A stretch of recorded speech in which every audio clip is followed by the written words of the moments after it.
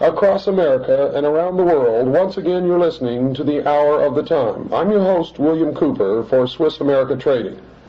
Tonight, folks, you'll notice the absence of our normal lead-in music.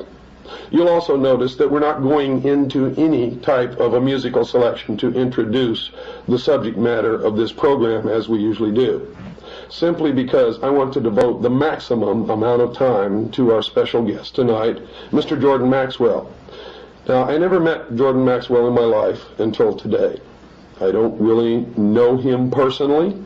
I have been introduced to him circuitously through a bevy of my own personal friends, whom after listening to my lectures, after reading my book, realized that Mr. Jordan Maxwell and I have quite a bit in common. And they prompted me, pushed me, you might say, to meet with this gentleman. And I guess that you had the same treatment on your end, didn't you, Jordan? I certainly did, yes. Jordan has a fascinating background. He has paralleled my research in many avenues, in many areas, and has come up with the same conclusions, the same results, the same answers to the questions that I have asked all my life. And tonight we're going to be talking about the answers that he has come up with. But first I'm going to ask him to introduce himself to our listening audience. Jordan? Well, thank you very much for asking me to be here. My name is Jordan Maxwell, as we said. As of 1959, I became very interested in the subject of secret societies and subversive movements. I came about it because of my family. When I was very small, my mother's uncle worked in the Vatican Secretary of State's office as a civilian.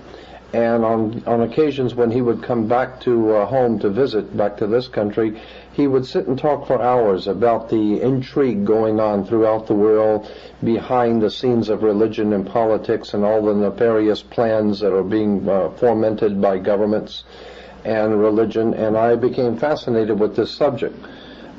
Since then, I have, as I said, since 1959, I have really delved into the subject myself, and I find the more that you find out about the subject, the more you know how much you don't know, because it is an enormous subject that takes in not only the fraternal orders, the secret societies of Freemasonry, the occult societies going back into the most ancient world, going back to pre-Sumerian, and those symbols and emblems which were used in the ancient world are now even being used in our world, our modern day world, and we don't even realize it. As a matter of fact, things like the oil companies, the automotive companies, the cigarette companies use symbols and emblems, and of course in government, national institutions, educational institutions. Our world is filled with symbols, and symbols are like the letters of the alphabet.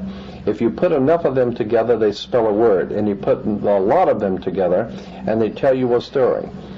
The story I am talking about is the secret societies and occult orders that go all the way back into the ancient world, and I believe, and it's my opinion, that they are still in operation today behind our major religions and major governmental agencies. The symbols and emblems you can see with your own eyes, and do some research, and you'll find that they go back into the ancient world. Now, we like to talk about that there's a separation of church and state in America. The fact of the matter is no such separation exists. There is a very direct connection between the religious establishment in this country and the political establishment. And as you probably well know, has always been the case. All the way back to the pre-Sumerians, the king was always the mediator between God and man, as well as being head of the temporal state. The pharaohs, of course, of Egypt perfected this so that they were both gods and mortals who were ruling the state. The Caesars picked up on this, of course, and it's come down through the ages. And even in our country of America today, we have a direct connection between church and state. And let me draw your attention to this, make you an example here. Churches, when you go into most churches, you will find that there are like 3 tiers high, and then the altar sits on the top tier.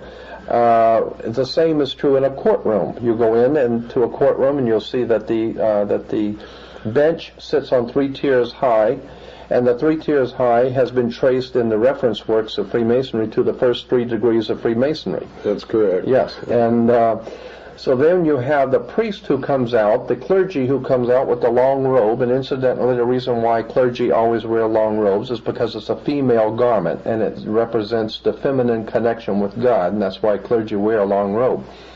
It also has to do with when the clergy wears the long robe, the judge, when the judge comes out, he wears the same long black robe. It's the same black robe that you wear when you graduate from university or high school. The black robe is a very important symbol. It has to do with a very ancient cult called the Saturnalian cult, going back into the ancient Semitic world, the worship of Saturn. Black was a color attributed to Saturn, and even today in Islam, in Mecca, in Saudi Arabia, you have this square of Mecca within the magic circle, or within the Masonic circle, and Mecca is black, and it's draped in a black robe. And so this is a world fraternity of secret societies that use the same symbols. But let me get back to the government, the courtroom, and the church. When you're sitting at a church, you of course are looking up onto the altar, and the priest is looking down on you. There is always a fence in the church, and then there's a gate, and only the priest can go through the gate to enter the altar. The same thing is true in a court.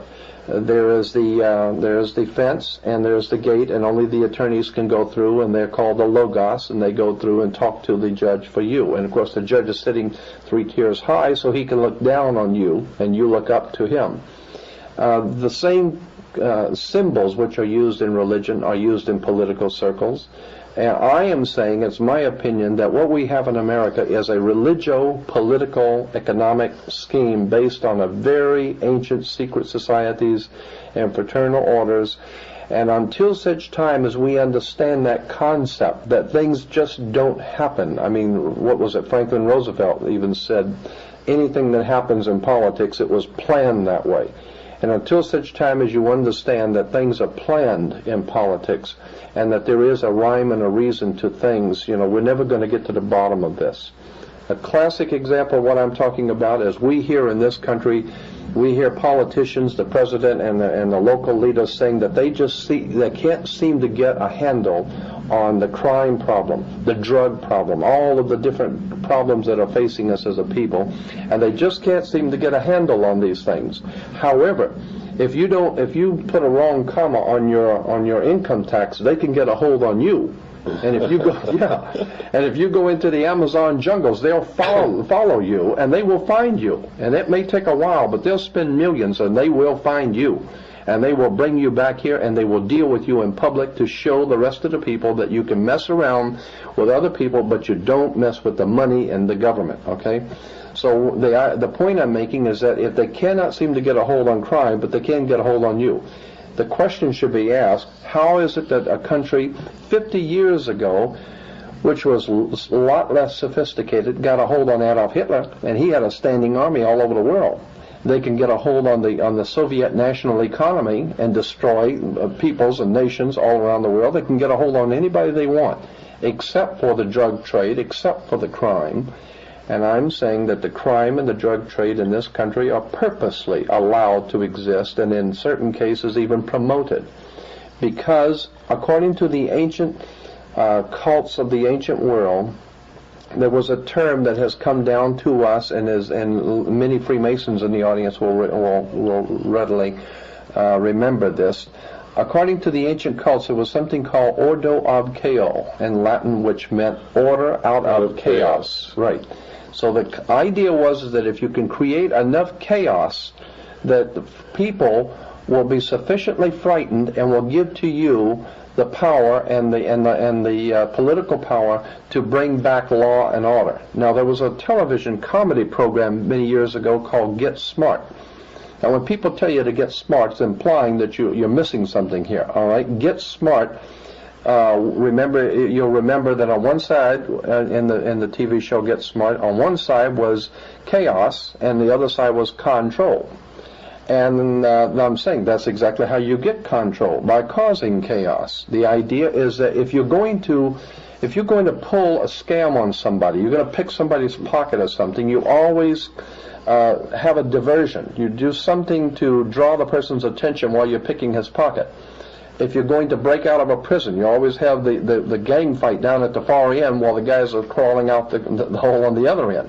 The idea is you set up a diversion, you cause chaos, and out of that you can get control, because people will sufficiently frighten people will give you the power to put down these problems. Now, Adolf Hitler did this, and he worked it perfectly, and it works. A lot of people are wondering, why is it that the German people would have ever allowed Hitler to do what he did? Hitler was elected to office because of the chaos that he was doing. He was causing the chaos. The people came sufficiently frightened, and so they give him the political power to put down the trouble, because they knew he was the only guy that could put down the problems, because he was the one that was causing it. So I'm saying that the same kind of scam is being worked in this country today. We're seeing nothing but chaos and nothing but trouble, and I'm saying that it's all orchestrated, that you couldn't possibly imagine people like the President of the United States making mistakes. I mean, you hear every day, what, Senator so-and-so made a terrible mistake, or the United States government made a terrible mistake in Vietnam, or they made a horrible mistake on this or that. This country don't make mistakes. If they do something, they have a reason for doing it. They don't pay these people, these doctors and professional psychologists and his whole army of brains at the Vatican. I mean, it's a Freudian slip probably at the Vatican too. But at the Pentagon. Pentagon. Yeah, they don't pay these people big money to make mistakes. The president, when he does something, or this government does something, they know what they're doing. Now, it may not make any sense to you, but according to other plans, if you understand what's going on behind the scenes, it makes a lot of sense. And let me interject something in here for you, Jordan, so that you'll understand. My listening audience has had 22 hours already. Their education is far beyond anybody that you normally talk to. Right. They understand what we're talking about. They understand the involvement of the Vatican. They understand the symbology of the mystery schools. Right. Now, we may have some listening audience out there who just tuned into this show, or maybe just found it a couple of shows ago, but most of my listening audience worldwide have been listening to this show since the 4th of May, 1992, and have an extensive education into all of this. So if you want to cut to the meat of the matter, these people will understand. You don't have to build up to it. Right. Well, I mean, I talk to audiences so often, and I'm aware that when I'm talking to an audience, that people generally have not been initiated into this kind of thinking, and so that's why I try and lay a foundation for. There are a lot of occult symbols and emblems in government and religion, and I wanted to get into one in particular. The Nazis, the communists, the fascists, and all of the ancient world powers that have ever existed have used one common symbol continually, and that's the sun. Now, if you understand that the earliest history, the prehistory of the human race, goes back into the most ancient times, and God knows how far back that would be, 10, 20,000, maybe 50,000 years, I don't know. But if you go back to the earliest times of the human race, you can appreciate that the world was a very different place than what we live in today, okay? And so if you understand that it was a very cold and very fearful world at night, okay? And if you understand also that in that cold and fearful world, when the sun went down, there was a lot of fear for your life. There were a lot of predatory animals. And so the coming of the sun the next morning was always something to look forward to, that brought warmth, that brought light, and brought security. And around that concept grew a whole religio-political philosophy of the coming of the sun, God's sun, the light of the world. And it has been used by the ancient Egyptians, all the mystery schools, and of course you probably know it was referred to as Baal worship at one time. Baal was the sun, God's sun, the light of the world. And, the whole concept in the ancient world was that he had 12 helpers, which were the 12 signs of the zodiac, or the 12 months of the year. And of course, and he died, of course, with the crown of thorns, like the Statue of Liberty has the crown of thorns. It's the corona, or the sun rays. And when we begin to see all of these connections, and of course, in the spring of the year, the sun, which had died in winter, had passed over from the death of winter into the new life of spring. So in the old Semitic world, they celebrated the Passover. And we even say that today when someone dies, they passed on, or they passed away, or they passed over. Right. And so we get the old symbolism out of Egypt of the sun dying in the winter and passing over to the new life in spring. And so in the beginning of spring, we had the Passover.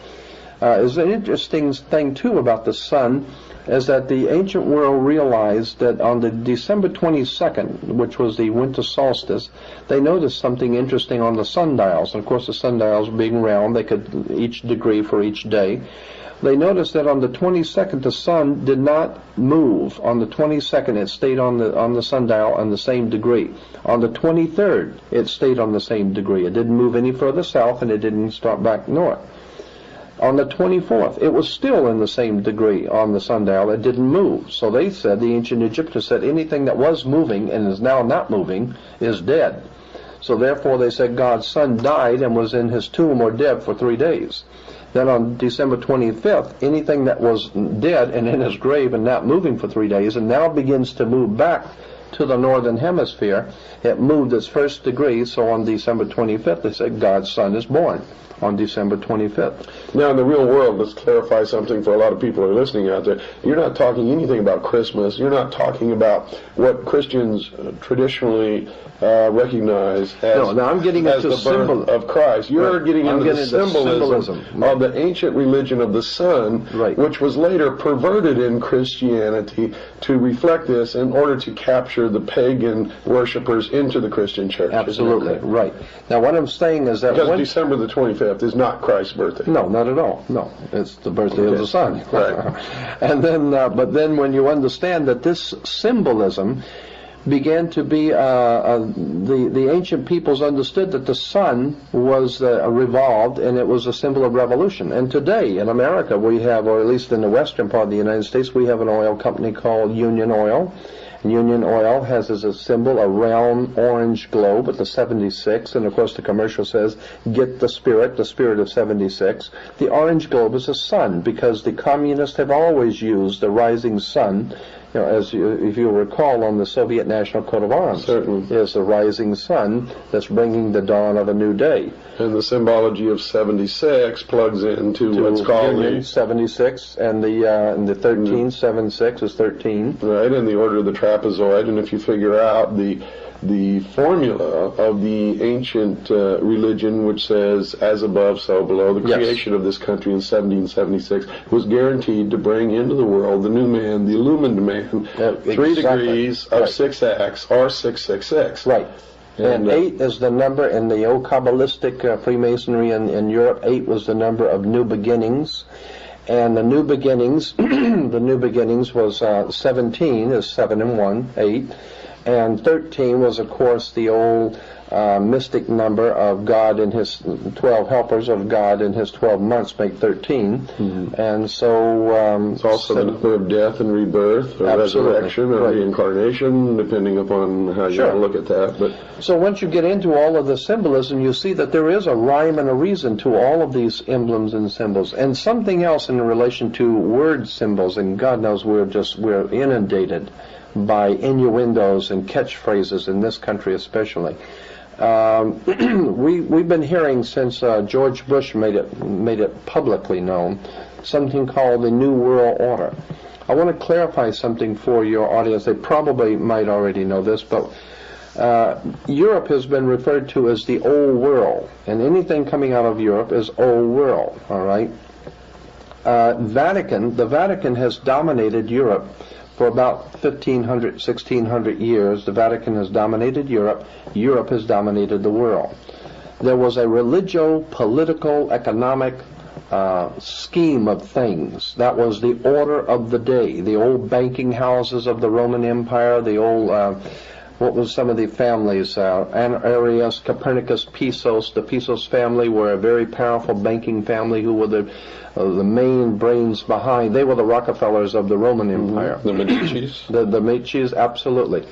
And so when you understand that there was a banking, fraternal, religio-political order that operated throughout the world, and the Vatican sat on top of that, and that was an old world order.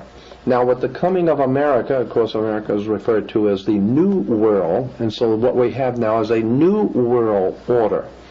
And that New World Order implies that there is a fraternal order operating throughout the world, operating out of America, that seeks to, excuse me, it seeks to take the place of the old world order and bring a new order of the world. But you must understand that you cannot have a new order or a new building on the same site as an old building. So you've got to get rid of the old order first and bring in the new order. When you get into that, and I'm sorry, I'm got a frog in my throat. That's okay. When you get into that, you get into the symbolism Steven Spielberg and George Lucas bring out about Indiana Jones and the Last Crusade. And of course you can't understand the Last Crusade if you don't understand the First Crusade, right? Or the next crusade. Or the next crusade, which is the real crusade, right? And then from there you get the trilogy of Star Wars, and then the Empire Strikes Back. And of course New York is referred to as the Empire State. That's correct. All right, and so you get the Empire Strikes Back, and then of course you might know this, that in Freemasonry there is a little ideologue or a little genie-like mystical character supposedly in Freemasonry that they said was their mediator between the gods and the Freemasons of the Knights Templars. And that little saint, or that little what would I say, mediator in the old Knights Templar tradition was a little short monster with pointed ears, and his name was Yoda. And you go into the old Masonic literature and pictures, and you'll see pictures of Yoda, because he was a Jedi Knight. And if you understand the Jedi Knights, where it was connected to the old order of the knightshood of the Knights Templars. So what we're talking about here is the Star Wars. We're talking about a spiritual war in the heavens, so to speak. Well, this was a cosmology, a celestial religion, so to speak. Absolutely. They talk about moving on to the celestial sphere, right? When they discuss passing. That right, and then of course the sun was. Well, the ancient Egyptians said that the sun walked across the sky, so therefore we have Luke Skywalker. Yeah, and then from this comes 1,000 points of light. That's 1,000 points of light, and a 1,000-year reign of the Nazi Empire, or whatever. And what we're talking about here is secret societies and their use of symbols and emblems in religion and politics and philosophy. And incidentally, when you graduate from university, I meant to bring this out. When you graduate from university, you wear a long black robe. The black robe is, of course, the same black robe that the priest wears. It's the same black robe that the judge wears. All right, because the black robe symbolized it goes back to the old Saturnalian cult, which was pre-Egyptian, the worship of Saturn. And according to that ancient Semitic cult, when you got married, you wear the ring. The ring was the ring of Saturn. The women would show their submission to that god by wearing the ear ring. That's where we get the idea of the king being crowned. He wears a round crown, or the round circle of the god of Saturn. Saturn, as I said, was assigned the color black, and therefore the black robe is the worship of Saturn, the Saturnalian god. What was I going to say about? Oh yes, and when you graduate with the square mortarboard. The square mortarboard is always the symbol of the brick masons use the mortarboard. And then, of course, when you graduate, you are referred to as an alumni, which comes from the word illumini. You have been illuminated, which basically means you now know what to kiss and when, and how to think and what to think, and how to act, and you have been properly educated. You belong to the priesthood. That's right. You belong to the priesthood. And if you go along to get along, and don't cause any problems, and you go along to get along, you might get a little, right? That's right, exactly. Nobody else gets anything. And my point is, and I have said this to so many audiences, that there is this country, the United States, has no real enemies in the world. After the Second World War, especially, is that true? Well, every enemy, even before the Second World War, the enemies that we've had have been the creation. That's right. We created them. Absolutely. But there is one legitimate, believable enemy that faces America, that the powers behind the throne in this country, in America, are truly afraid of, and this is legitimate. They are totally frightened to death of us, the people, because they realize if the people ever wake up, I mean, something that Joe Kennedy was quoted as saying, something to the effect of beware the American conscience, because if they ever wake up and find out what we're doing, it's going to be hell to play. And so I believe that there is a legitimate enemy that this country perceives, and that's us. People who think too much, people who read too much, and people who talk too much. But that's always the case, though, Jordan, because we know that what's coming is going to be a socialist state. Oh, totally. Every time socialism has won anywhere, the first thing that they've done is that they have literally perverted the intelligentsia, which has brought them to power, and then the first thing that they did is kill the intelligentsia. They killed them. Absolutely. And the intelligentsia aren't very intelligent because they haven't learned this yet, because they're still doing it. But the more we change, the more we stay the same. That's right. We'll come back to that in just a few minutes. Folks, I hope you're paying attention to this show, because Jordan has an awful lot to say, and you can hear that he's right in tune with what we've covered before. Don't go away. It's time to take our break. We'll be right back after this very short pause. And welcome back to the hour of the time, dear listeners. I meant to apologize earlier in the program for the rusty raspiness of my voice, folks, but once again, I lost it for a while, and it's a good thing that we've been playing the reruns from WRNO, because I could not have done a show until now anyway. Folks, I know that an awful lot of you have not yet called Swiss America Trading. Now, I know also that you look forward to this show every night, Monday through Friday, all around the world. I'm not just talking to Americans, I'm talking to every freedom-loving individual who lives on the face of this planet. And I hope you all understand why I concentrate on the preservation of the Constitution of the United States of America. But for those of you who don't understand that yet, it's because it's the only document ever written, penned by the hand and the mind of men in the history of the world, that has ever set man free on the face of this earth. No one ever existed in freedom before that document was written, except kings, queens, sultans, emirs, and emperors. And of course, those behind the emperor, the king, queen, sultan, or emir, the priest class, are the adepts of the mystery schools, who really control things from the shadows. And those of you who have been listening to this show for a long time know that.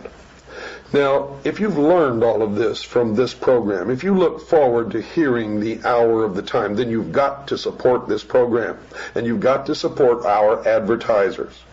Everywhere I go, every place I speak, many of you come up to me and ask me, how, Bill, can I protect my assets? We all know that there's nothing behind this phony baloney money. We know it's fiat. We know it's counterfeit. We know that it all has to come tumbling down. Now, how can I save what I've worked for all my life? How can I protect my family? Well, the answer has been in front of your nose all the time, folks. We've done a concerted, intense study into all the bad periods in the history of the world to see what it was that protected people the most during those periods. And in every single instance throughout the history of the world, we found that it's only been a very few things. One is land. If you're allowed to own land, we know in the encroaching New World Order that property will not be allowed. Private property will be eliminated. Read the Communist Manifesto and realize that what's coming is rampant, total socialism. We know that number 2 has always been precious metals, usually throughout history in the form of gold and silver. Well, during this period of time, you have some other options also, one of them being platinum. Now, if this comes to pass, and I'm talking if now because nobody knows absolutely for certain, but we have predicted, we stand behind our prediction, that there's going to be a terrible economic trauma in our future. Now, there are indicators that tell us this. There are hard, cold facts that tell us this. Most of this we've revealed to you in past programs on the Hour of the Time, so I'm not going to go into that right now. But I will tell you this. I will tell you this, folks, that gold and silver throughout the history of the world has been the only real, consistent, and positive investment that anyone has ever been able to make that has literally protected anyone's assets, property, wealth, the sweat of their labor for many years. You see, folks, today with 1 ounce of gold you can buy the exact same number of loaves of bread that you could have bought 100 years ago with that same 1 ounce of gold. Now, if you have this gold or silver in small denomination coins, the smallest denomination that you can find, as a matter of fact, they're recognized literally by anyone, anywhere in the world. Everyone knows what they are. Even a primitive tribesman in the jungles of Borneo can look at a gold or silver coin and know that it has intrinsic value, worth. Now, the only other thing that I can tell you absolutely has value, but the value of that will disappear with age, of course, is food and clothing. There are some things in the coming drama that will have value, and you should take a look at those too. Things that people are addicted to, such as coffee, chocolate, candy. Things that people absolutely need, such as Tampax, toilet paper, toothpaste, toothbrushes. I hope you get my drift, folks. But for the main conduit, for the preservation of wealth, for the preservation of your assets, remember gold and silver, and call our sponsor right now, Swiss America Trading. Don't wait. Do it now. 1-800-289-2646. Talk to the experts. Talk to the experts at Swiss America Trading. Mention my name, William Cooper. Ask for the free newsletter on protecting your future. Ask for the free book written by Mr. Figge. They will send these to you. It doesn't cost you a thing. It's an 800 number. Even the phone call doesn't cost you anything. What you're going to get in return in the mail, folks, you're going to be glad that you made the call. You're going to get information. You're going to get a newsletter. You're going to get a book, a pamphlet written by Mr. Figge that's going to be chock full of information that you need to know to survive what's coming in our near future. So do it now. Don't procrastinate. Call 1-800-289-2646. That's 1-800-289-2646. And now let's get back to our regular program and our very special guest tonight, Mr. Jordan Maxwell. Jordan, can we talk about some of the symbols, the symbology that people are going to run into in their everyday life as they go about their business and maybe haven't even understood what these things mean? Yes, as a matter of fact, as we were saying before, that the world around us is filled with emblems and symbols, and if you know how to read the symbols, you can tell where people are coming from. You can tell what organizations are coming from. For instance, in Washington, D.C., which is a very interesting place, you have the Washington Monument, which is, of course, the Egyptian obelisk. Now, the Egyptian obelisk is pointing, is of course the male phallic symbol, okay? And the male phallic and the Washington Monument is connected to something in the White House called the Oval Office. And when you understand the male phallic with the female Oval Office, you're talking about the coming of life, and that's the life of the nation. You have the Pentagon. The United States Pentagon comes from the five-pointed pentagram, If you take the arms off of a five-pointed star, which has been used in devil worship and satanic worship for thousands of years, if you understand, you take the arms off of a five-pointed star, the interior of the star is called a pentagon.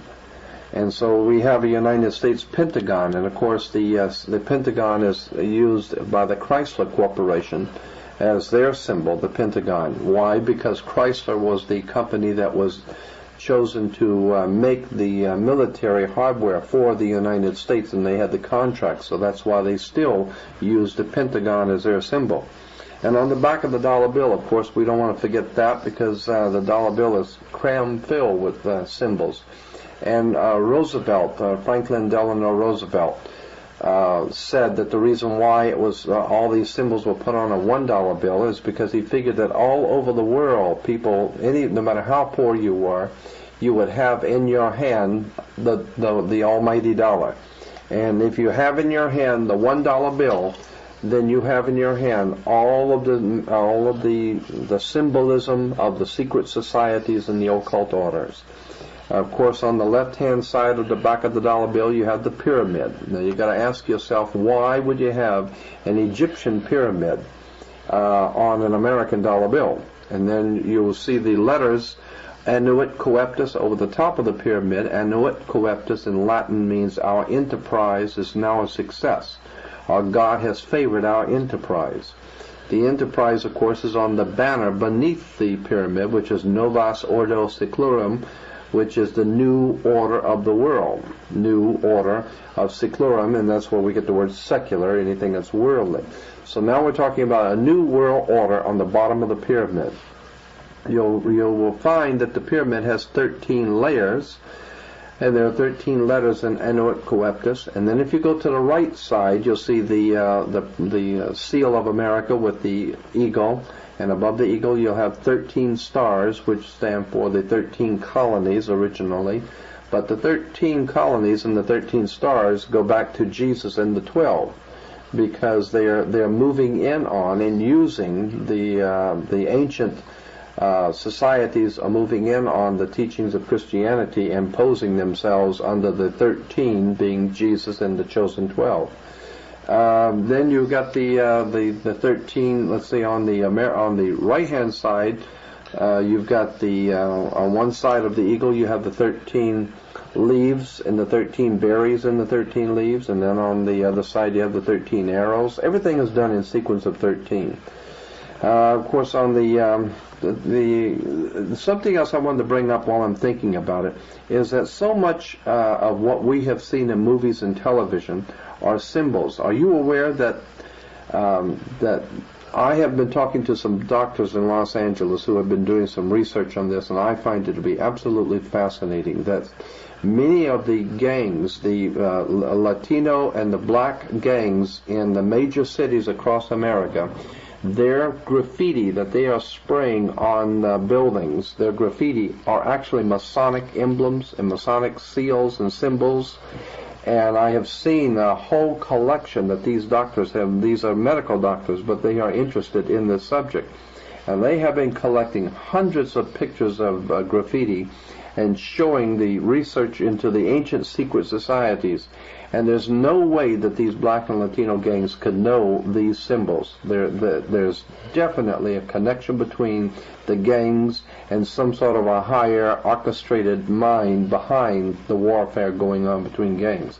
I don't think those gangs are by chance. I think they have been nurtured and orchestrated and promoted and even financed. I mean, if you think about it, how those gangs have money to travel around. They can buy guns. They can roam around. They don't have to work. Where are they getting their money from? Well, not only that, but their main occupation is the narcotics business, of course, and fomenting chaos, confusion, and fear. Right. And they haven't got the background of understanding, learning. To put together the kind of logistics network that it would take to supply this kind of an enterprise. Absolutely. So someone with an awful lot of money, an awful lot of organization, and absolute ability to provide 100% protection is supplying these city gangs. It's not the mafia. You can bet on it. You can bet on it. This is a very sophisticated, a totally protected organization. Absolutely. As a matter of fact, the San Francisco Chronicle had 2 full pages in one of their newspapers I still have, where they were talking about how this federal government was bringing in narcotics from Asia during the Vietnam War in the bodies of American servicemen that were being killed in Vietnam, and they were bringing in bags of pure heroin and pure narcotics from Asia in the bodies of American servicemen. And what were they doing with it? They were giving it directly to the mafia, because the mafia is doing little tricks for the government. It takes care of business for the government, so they have to be paid. Well, let's clarify one thing here. It's not the government. It is these secret societies who are operating behind our government. That's correct. Exactly. Behind the veil of national security. And I might remind you that back in history, when Albert Pike and Giuseppe Mazzini were corresponding and were setting up the core foundation of the Illuminati within Freemasonry, both in their respective countries, and at that time, of course, Albert Pike was the Grand Commander of Freemasonry throughout the world, and Giuseppe Mazzini was his counterpart in Europe on a lower level. It was Giuseppe Mazzini who created and fostered and gave the charter to what is now known as the Mafia. That's right. La Cosa Nostra was Mazzini. That's a correct. Masonic order. No doubt about it. And this explains the close cooperation between government and the Mafia. That is right. Absolutely. And when we also understand that the old magic practicing priest of the old Celtic Druid priest of ancient England, in the person of Merlin the magician, when you understand that the old priest, the magicians, worked their magic on people with their magic wands, and their magic wands were always made out of holly wood, and they're still working their magic today with Hollywood. If you understand how we are being manipulated, we're being programmed, Hollywood is nothing more than an instrument in the hands of the secret societies. And in Los Angeles, anyone who knows anything about the motion picture industry knows that the real bosses are in New York and back east. Nobody makes any decisions here in Los Angeles. Those decisions are made by some very powerful people behind the scenes in New York and upstate New York. And we're not talking about just Hollywood. We're talking about the media overall, in general, including print, television, radio, the whole works. Absolutely. And specifically, what we're looking at is a very sophisticated method of manipulation and brainwashing, and exploitation. Correct. Absolute exploitation of people's ignorance. Somewhere along the line, and as I said to you before a few minutes ago, the greatest enemy this country will ever face, the people who are behind the scenes of government in this country, their greatest enemy is you. You who think too much. As a matter of fact, there was a motion picture called, a few years back, called Network. And in the movie Network, at the end of the movie, the star was a newsman, and he said something to the effect that you don't have to worry about America being destroyed. America's not going anywhere because we feed everybody. So if we go, the whole world goes because we're feeding everybody.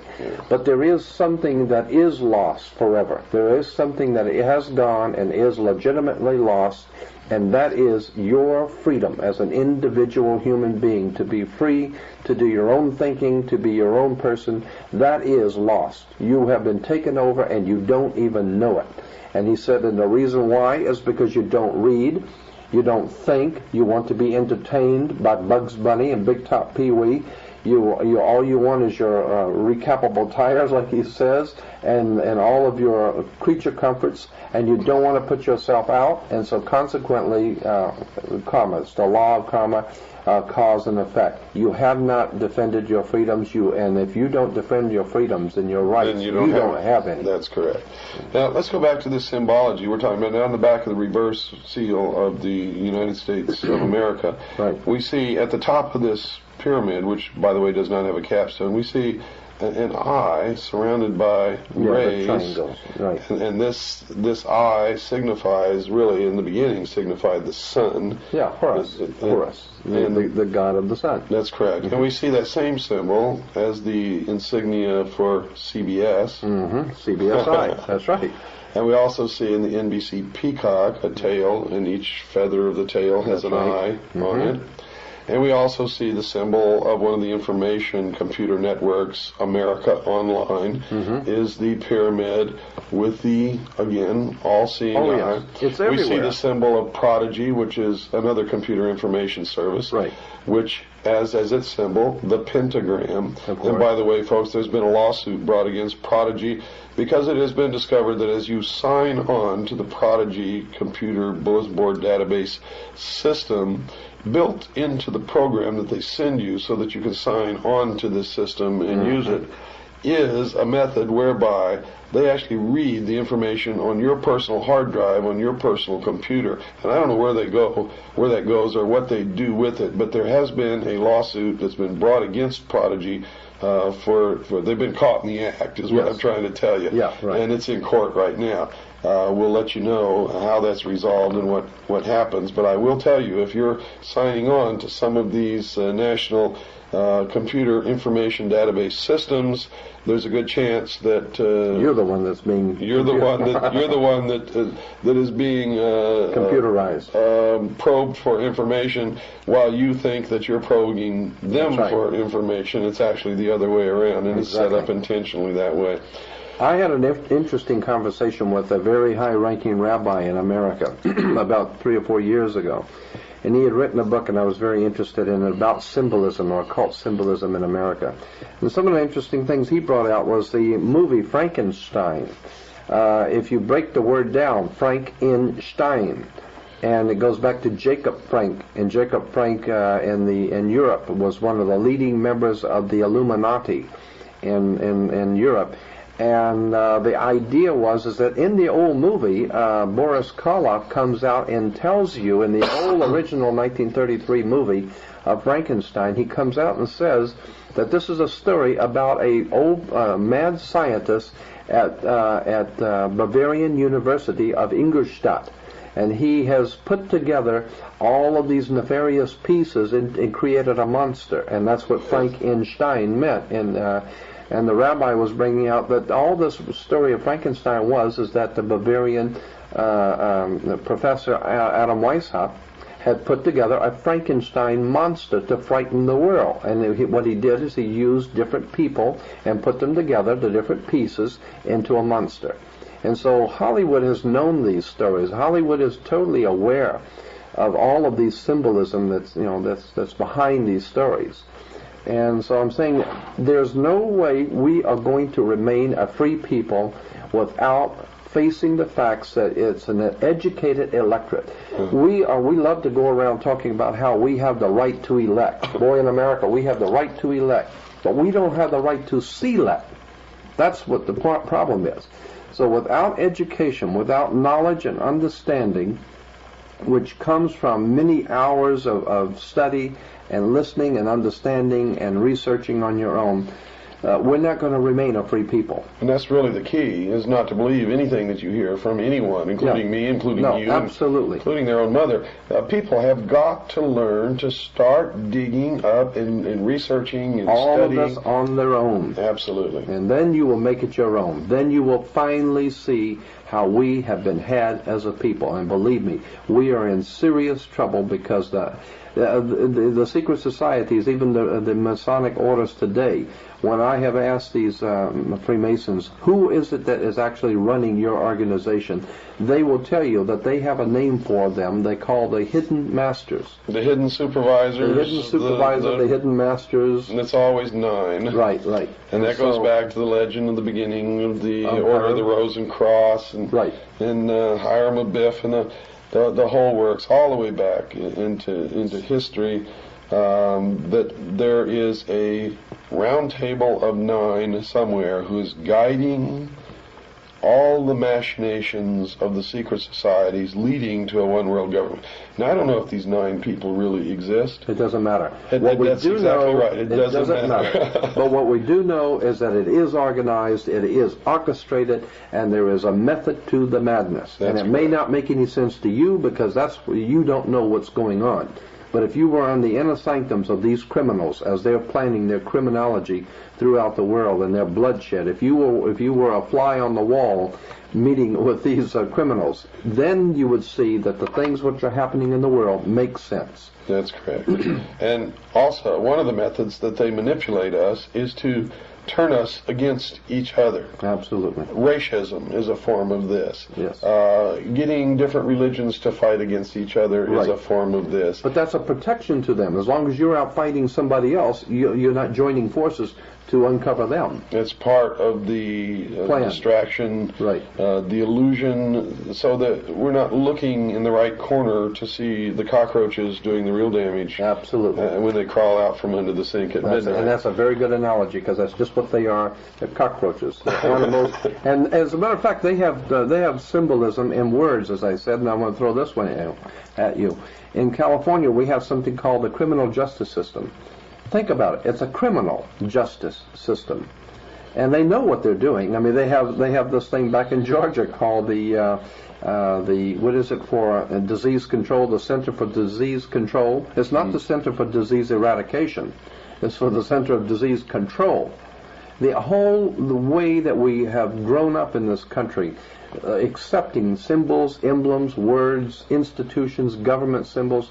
We need to educate ourselves that there is a whole world of knowledge there that we have not been privy to know. Well, their concept of us, meaning the normal, everyday, and I consider myself to be in that category. Right. I'm just like everybody else out there. Probably if I had never been a member of the Office of Naval Intelligence, I would never have caught on to any of this and would not be doing what I'm doing right now. So I'm no different than the average listener out there. It's just that one day I woke up, looked myself in the mirror and said, Bill, you've been stupid for all of your life. I'm not going to be stupid anymore. Right. Now I've got to do something smart. I've got to wise up. And that's really the only thing that separates me from most other people.